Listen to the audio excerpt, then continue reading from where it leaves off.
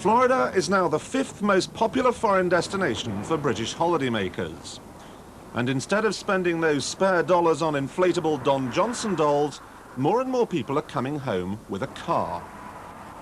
In a typical British traffic jam, left-hand drive doesn't matter, and there are hundreds of clubs to help out with spare parts.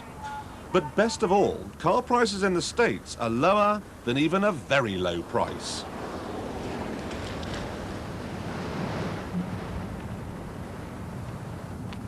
This is a Mercury Cougar. It's 3 years old, it's done 30,000 miles, so its 3.8-litre engine is barely run in. It has power everything. Now let's just see if you can work out how much you'd have to pay for it. The body, after its none too arduous life in the Florida sunshine, is blemish-free, and the interior has never been ravaged by even a muddy welly, let alone a playful Labrador with alopecia. Well, I'll tell you, £4,500. And don't think I'm cheating either. This is just a standard model at a standard dealership. Just happens to be in Fort Lauderdale. There are thousands of cars like this in thousands of dealerships all over the state. Now, if the idea of a Mercury Cougar seems a bit dull and it doesn't really appeal, and you want to set yourself up as the local villain, then you absolutely have to get yourself the rather inappropriately entitled Lincoln Town Car. That one is just £7,000, though of course the violin cases are extra. But before leaping into the buyer's hot seat, one foot in your mouth and your wallet smoking with anticipation, beware. Because waiting even more eagerly than you for the car to arrive in Britain will be someone from HM Customs and Excise. The Cougar may have cost you £4,500 to buy, roughly £800 to ship and £100 to insure en route. But the bills don't really start to mount up until it's safely ashore in Blighty. First, the British government will add 10% import duty because you dared to buy a car made outside the EC. Then the vehicle appraisal unit will decide how much the car is worth in Britain and add another 5% car tax to whatever figure they come up with. And then you pay 17.5% VAT on the whole lot. The total is therefore £7,415. That's still cheap, but thanks to the stand and deliver policy of Her Majesty's finest, it ain't the bargain it once was. It, however, is built to last. When it comes to mechanical engineering, our transatlantic cousins favour the barn door approach. Also, driving an American car in England is a little bit of an off-the-wall thing to do. Tell someone you drive a Ford Granada, and let's face it, no one's going to be that impressed. But what if you said you had a Ford Thunderbird Turbo Coupe? This one is 3 years old, it's done 49,000 miles, it comes with air conditioning, power seats, cruise control, I think they call it fully loaded over here, and all they want for it is £3,750. Mind you, once you've paid the tax and the tax on a tax and the tax on a tax on a tax, that £3,750 becomes £6,300. Even so, not the worst buy in the world. What if you don't need a sensible saloon? What if, like me, you're still single? Well, this is a Camaro Z28. It's got a 5-litre V8 engine. It's 4 years old, it's done 40,000 miles, and all they want is £5,000. A few more of these and it'll be on the first boat to Milford Haven.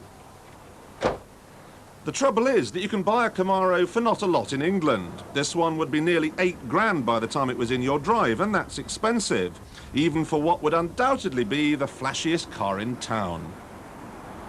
Now, I've got a lot of friends who work in building, construction, that kind of thing, and they're forever moaning that there's a lack of choice when it comes to pickup trucks. Well, out here, they're 10 a penny. This Ford is 6 months old, and they're asking £7,500 for it. Now, sure, you can pick up a pickup truck for that kind of money in England, but I'd like to bet that it wouldn't have the same amount of features that this one's got. Just come and look inside.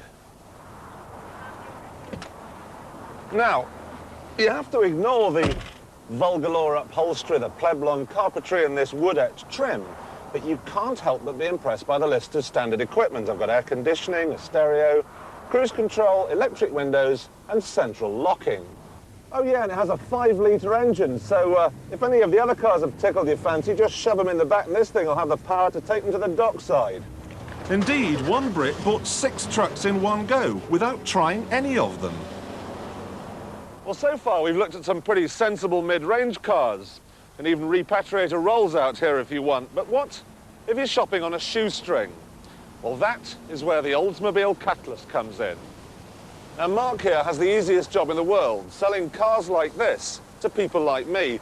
How much are you asking for it, Mark? About $4,000. So that's just a bit more than £2,000. Right. You must get a hell of a lot of interest from the Brits on that. I sure do. This is a 1972 Olds Cutlass convertible. It's got the original 350 engine, air conditioning, power top, just a nice car.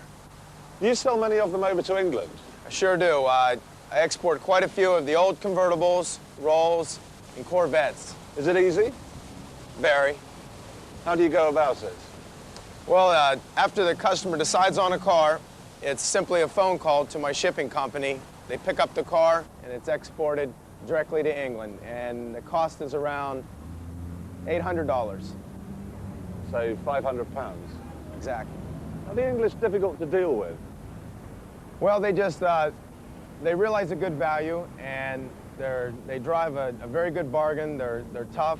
They realize the value of the cars, and, you know, like I told you before, they got more moves than John Travolta. You have got to be interested in a car like this. If you're not interested in a car like this, it's because you don't have any soul. I mean, would you just look at that?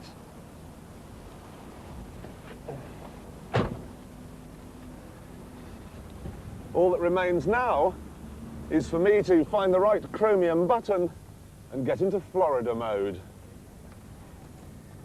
Unfortunately, you can't buy this car because I was here first, and I'm going to. And what's more, because it's more than 20 years old, the customs will wave it through without charging any car tax.